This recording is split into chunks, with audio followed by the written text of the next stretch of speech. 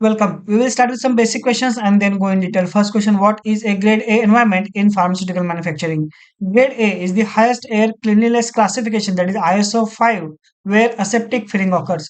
Particle limits are as below. For more than size of zero point 0.5 micron particles, limit is not more than 3520 particles per meter cube, whereas for particles of greater than 5 micron, not more than 20 particles per meter cube is the limit. For microbial limits, for air, not more than 1 CFU per meter cube. For surface contact plates, not more than 1 CFU per plate. CFU stands for colony forming units.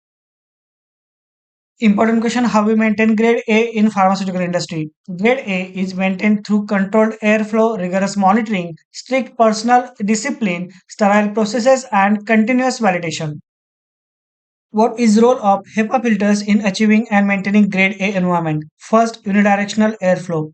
Grade A zones use vertical or horizontal laminar airflow with a velocity of 0.36 to 0.54 meter per second, that is 72 fpm plus or minus 20% to sweep away particles. Secondly, HEPA filters removing greater than or equal to 99.997% of particles of size greater than or equal to zero point 0.3 micron. Third, very important application, the sterile product and critical surfaces are exposed to the cleanest air first before any potential contamination through the HEPA filters. How the EM, that is environmental monitoring, is performed for grade A environment. First, particle counting. Here the continuous monitoring is done for particles of size greater than zero point 0.5 micron and 5 micron. Secondly, microbial monitoring. Settle plates, active air sampling, and surface swabs taken to detect microbial contamination. And third, pressure differential. We maintain positive pressures, typically 10 to 15 pascals, relative to adjacent grade B areas to prevent ingress of contaminants.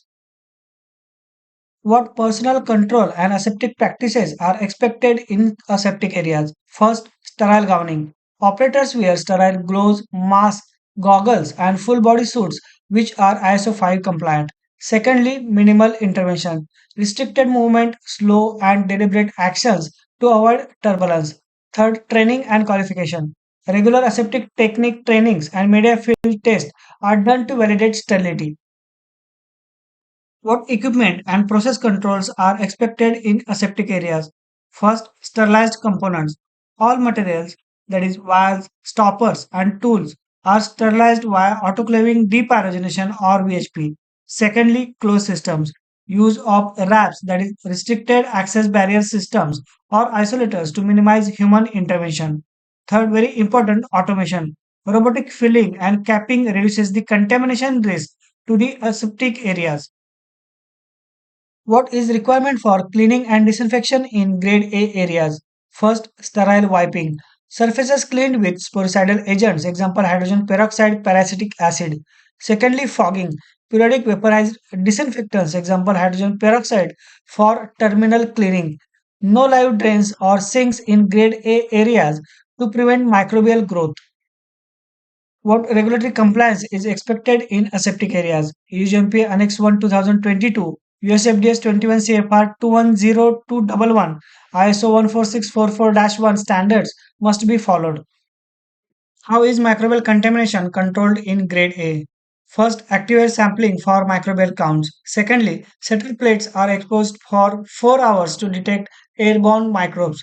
Third, surface monitoring, where swabs and contact plates are used for gloves, equipment, and work surfaces. And fourth, very important, sterile disinfectants. Example, sporicidal agents used for cleaning. Very important question: what should be action plan in case if grade A area fails in monitoring? First, immediate shutdown of operations. Secondly, investigation, root cause analysis to find out contamination sources.